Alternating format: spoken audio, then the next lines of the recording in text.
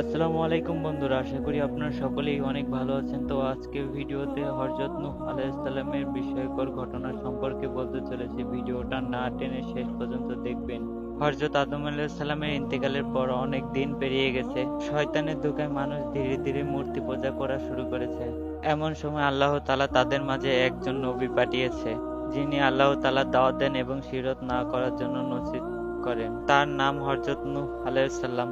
পবিত্র কোরআনে তার নামে একটি সূরা রয়েছে। ২৮টি সূরায় ৮১টি আয়াতে তার কথা উল্লেখ করা রয়েছে। হযরত নূহ আলাইহিস সালাম ৯৫০ বছর জীবিত ছিলেন। এই দীর্ঘ সময়কালে তিনি দীর্ঘ সময় অক্লান্তভাবে দাওয়াতের কাজ চালিয়ে গিয়েছিলেন।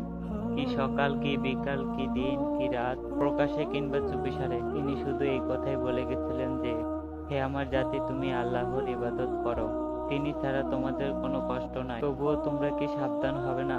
কিন্তু কেউ তার দাওয়াতে সাড়া দেয়নি, বরং তার সম্প্রদায়ের লোকেরা কানে আঙ্গুল দিয়ে নিজেকে কাপড় দিয়ে আড়াল করে সটকে পড়েছে, তার প্রতি ভূতত্ব অনেক আচরণ করেছে। এটাই ছিল নিত্যদিনের গল্প। এরপরে হযরত নূহ আলাইহিস সালাম ধৈর্য ধরে তিনি শুধু দাওয়াতের কার্যক্রম চালিয়ে গিয়েছিলেন। সকল অপমান সয়ে নিয়েও আল্লাহ তাআলার সকল হুকুম পালন করে গিয়েছিলেন। হযরত নূহ আলাইহিস সালাম ইরাক ও সিরিয়া অঞ্চলে এর আগে মানুষ খালি শুধু কৃষিকাজ করত। সমাজে মানুষ কোনো ভেদাভেদ ছিল না। কিন্তু কিছু সময় সমাজ ব্যবস্থা ধীরে ধীরে নগর কেন্দ্রিক হয়ে উঠতে শুরু করে এবং সমাজ দুই ভাগে বিভক্ত হয়ে যায়। এক ভাগে ছিল অভিজাত শ্রেণী ও দ্বিতীয় ভাগে ছিল নিম্ন শ্রেণী। অভিজাত শ্রেণী মানুষ নিম্ন শ্রেণীর উপরে নানান ভাবে জুলুম করত, তাদেরকে নিচু চোখে দেখত। অভিজাতরা দেখতে তাদেরকে খালি মানুষ ছিল, তাদের মাঝে মানুষের কোনো গুণাগুণ ছিল না। তাদের আচার আচরণ ছিল মানুষের মতো না, জন্তু জানোয়ারের মতো ছিল। তারা ওয়াত, সোয়া, ইয়াগু, তারা এই পাঁচটি নামের মূর্তি পূজা করত। হযরত নূহ আলাইহিস সালাম তাদেরকে ইসলামের দিকে দাওয়াত দিতে গেলে তাদের নেতাবিন্দু বলতো, তোমরা মূর্তি পূজা ত্যাগ করো না। হযরত নূহ আলাইহিস সালাম আল্লাহ তাআলার সমস্ত হুকুম আকাম পালন করে যেত। মানুষকে বলতেন এক আল্লাহ তাআলার ইবাদত পালন করতে। কোনোদিনও দাওয়াতের কার্যক্রম ছেড়ে দেননি, কখনো নিরাশ হননি। তার অঞ্চলে নেতাবিন্দু বলতো, তুমি যদি বিরত না হও, পাথর মেরে তোমার মাথা চূর্ণ বিচূর্ণ করে দেব।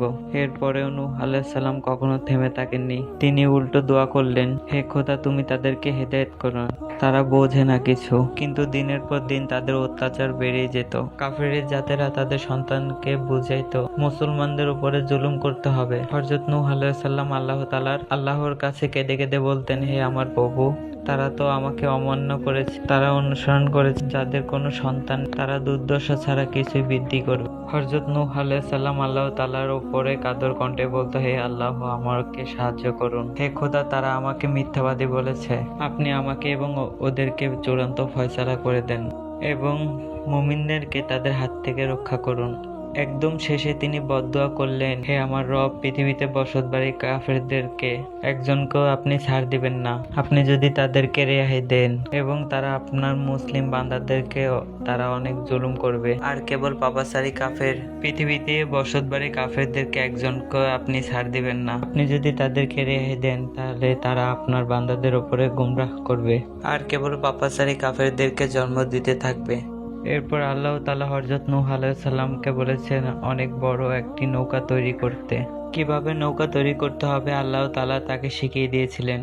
হযরত ইবনে আব্বাস রাদিয়াল্লাহু আনহু হতে বর্ণিত হয়েছে, নৌকাটি লম্বায় ছিল ১২০০ হাত এবং পাশে ছিল ৬০০ হাত, উচ্চতা ছিল ৩০ হাত। অর্থাৎ নৌকাটি ছিল ৩ তলা বিশিষ্ট, অথবা নিচতলায় ছিল জন্তু জানোয়ার, দোতলায় মানুষ এবং তৃতীয় তলায় ছিল পাখি। এরপর আল্লাহ তাআলা বলেন, যখন আমার নির্দেশ আসবে এবং প্রত্যেক জীবে এক একজনকে আর পরিজনায় তোমার নৌকায় তুলে নিবে এবং তাদের মধ্যে পূর্বর সিদ্ধান্ত হয়ে গেছে এবং তাদেরকে বাদ দিয়ে জালিমদের পক্ষে আমার নির্দেশনা আবেদন করো না। অন্যায় করলে ডুবে মরবি।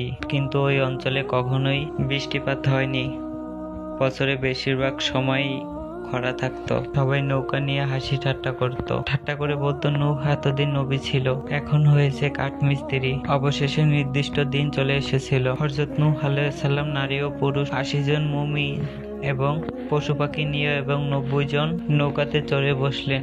নৌকায় ওঠা পরে আকাশ ভেঙে অনেক ঝড় তুফান হতেছিল। নৌকা ভেঙে নিচ থেকে পানি উঠতেছিল। ১৫ হাত ওপরে পানি উঠে গিয়েছিল।